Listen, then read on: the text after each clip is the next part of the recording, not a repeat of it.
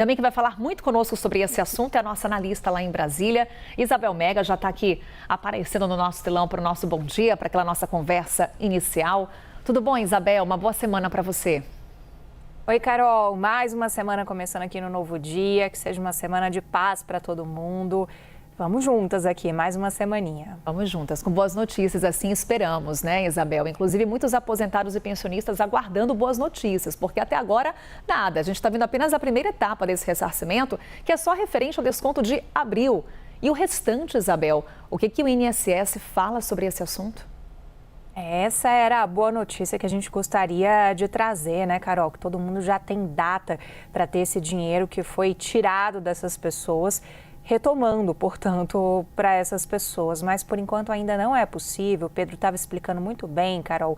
Pela segunda vez, o INSS tenta, de fato, frear efeitos depois que as fraudes foram descobertas. Então, no segundo mês consecutivo, a gente tem ações que são consideradas casos à parte. Não se trata daquele grosso de casos que a gente teve, que se calcula, ainda é o número de projeção, 6 bilhões de reais. 9 milhões de pessoas que teriam sido afetadas. É claro que, a partir do momento em que o governo começou essa nova estratégia via aplicativo do Meu INSS e vai começar também a partir do dia 30 deste mês com o atendimento presencial nas agências dos Correios, esses números todos eles vão se afunilando. Qual que é a ideia central do INSS, Carol? É fazer um levantamento desses casos a partir da semana que vem. O primeiro desses prazos de 15 dias que o Pedro estava citando para a gente já começa a vencer ali a partir do dia 4 de junho. Então, a ideia, de fato, é você reunir, entender quantas pessoas e quais os valores para que você possa começar a pagar a devolução desses valores para as pessoas. Então, isso tem que ficar muito bem claro.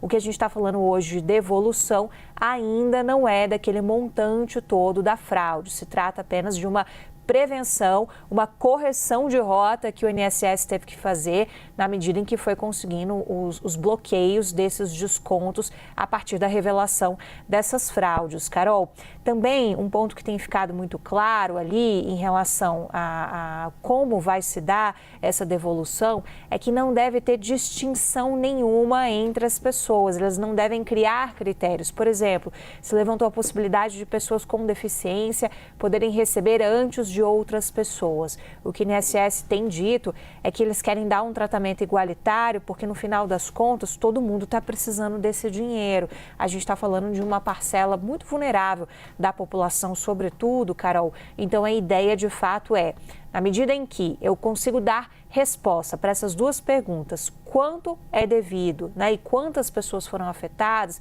aglutinando essas informações, fazendo esse levantamento todo, você possa estabelecer um cronograma de devolução que possa servir para todo mundo.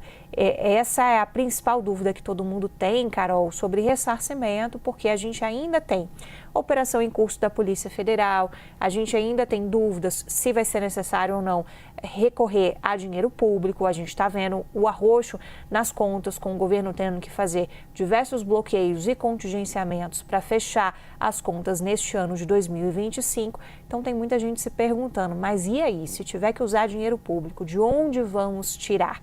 Tem uma possibilidade de afetar investimentos no PAC, né? Mas tudo ainda no campo das possibilidades, justamente porque uma das principais respostas a gente ainda não tem, que é saber de fato certinho quantas pessoas foram afetadas por essas fraudes no INSS. Então é preciso de fato, e eles tentam passar uma mensagem mais calmante em relação a isso, esperar para ter os primeiros retornos a respeito desses prazos que vão começando a vencer, dos 15 dias que foram dados para as associações e entidades darem uma resposta de uma espécie de contraprova a partir do que os beneficiários do INSS estão apontando sobre não reconhecerem esses descontos, Carol.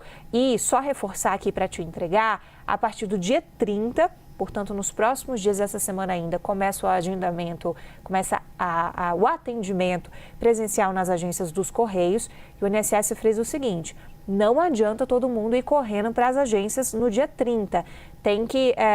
Não tem prazo. Quem for primeiro, quem chegar primeiro não vai ser atendido antes. Então, as pessoas podem se organizar, até porque isso evita uma sobrecarga nos sistemas do INSS também via Correios. Carol. Mas ainda há muitas dúvidas, como a Isabel Mega coloca para a gente, principalmente qual que é o tamanho desse problema, né, Isabel? Qual que é o montante que a gente está falando, o número de pessoas afetadas. São questões que, obviamente, vamos trazer daqui a pouquinho, ainda hoje, aqui no Novo Dia, na conversa com o presidente do Instituto. Vai falar conosco ao vivo. Obrigada, Isabel. Daqui a pouquinho a gente conversa mais.